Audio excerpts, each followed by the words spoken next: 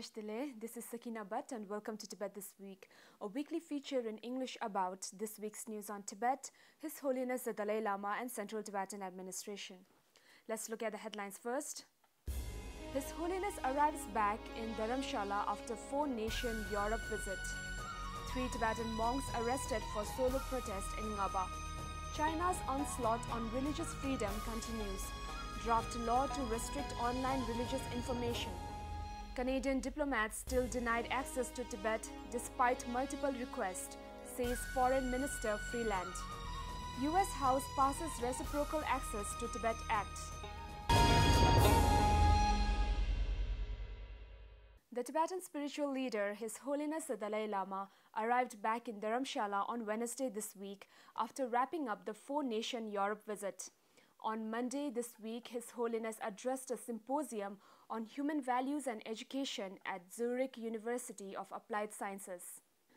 His Holiness once again emphasized the importance of education, saying that inner values need to be incorporated into education, not on the basis of religion, but from a secular point of view. Speaking against the discrimination among human beings, His Holiness said, Since many problems which we are facing is due to too much emphasis on individual nation, including different religious tradition. So now only remedy is go deeper level. We are same human being. His Holiness the Dalai Lama participated in a symposium on happiness and responsibility organized by German American Institute on the celebratory occasion of International Science Festival in Heidelberg, Germany on Thursday last week. His Holiness implored that eventually one's happiness depend on the happiness of their community, as man being a social animal, quoting, "Take care of your community the way you take care of yourself." In Switzerland, His Holiness graced the 50th anniversary of Tibet Institute Recon on Friday last week. His Holiness emphasized on the importance of sustaining ancient Indian knowledge preserved by Tibetans for thousands of years and also focusing on the Tibetan language. His Holiness further expressed his commitment to revive the protection of Tibet's fragile environment. When a member of the audience asked for an advice to sustain happiness at the face of a stressful life, His Holiness recommended practicing peace of mind just as he did throughout his life, right when he lost the freedom and his country up to now when distressing news from Tibet keeps coming. Addressing the gathering, His Holiness expressed his gratitude to the authorities of Swiss as well as Swiss Red Cross for their unrelenting support to Tibetans.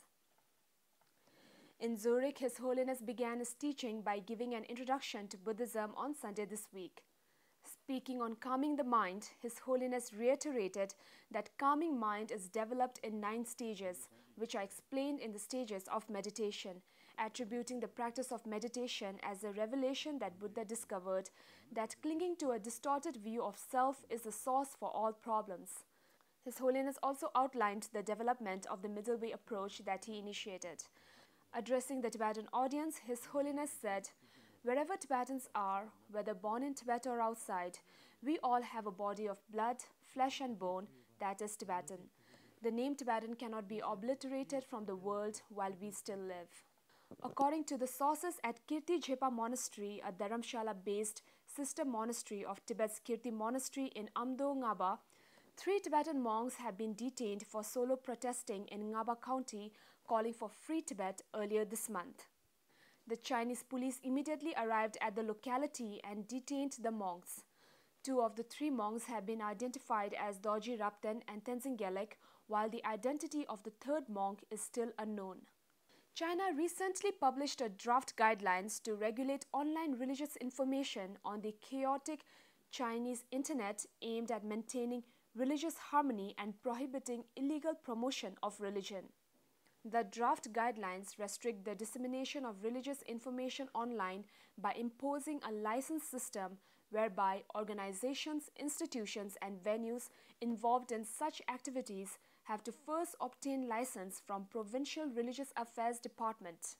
The guidelines further impose several eligibility conditions to obtain the license, of which the foremost is that the applicant must be established within the territory of People's Republic of China, and his legal representative or principal responsible person must be a Chinese citizen and a resident of mainland China. The license is valid only for 3 years. Overseas organizations or individuals are prohibited from engaging in any online religious information services in China. Canada's Foreign Affairs Minister, in a written statement issued last Monday, said that China continues to deny access to Canadian diplomats requesting permission to visit Tibet. According to Minister Freeland, since 2016, both Canadian diplomatic personnel and Ambassador John McCallum have made multiple requests for various permits required for anyone wishing to visit Tibet. None were approved.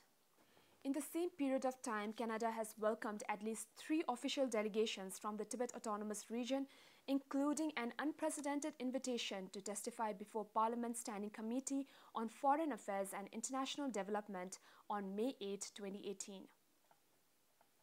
In a major development on the status of Tibet and US-China relations, the US House of Representatives passed the Reciprocal Access to Tibet Act, a bipartisan bill that promotes access to Tibetan areas by denying Chinese government officials access to the United States if they are responsible for creating or administrating restrictions on United States officials, journalists, and other citizens seeking to travel to Tibet.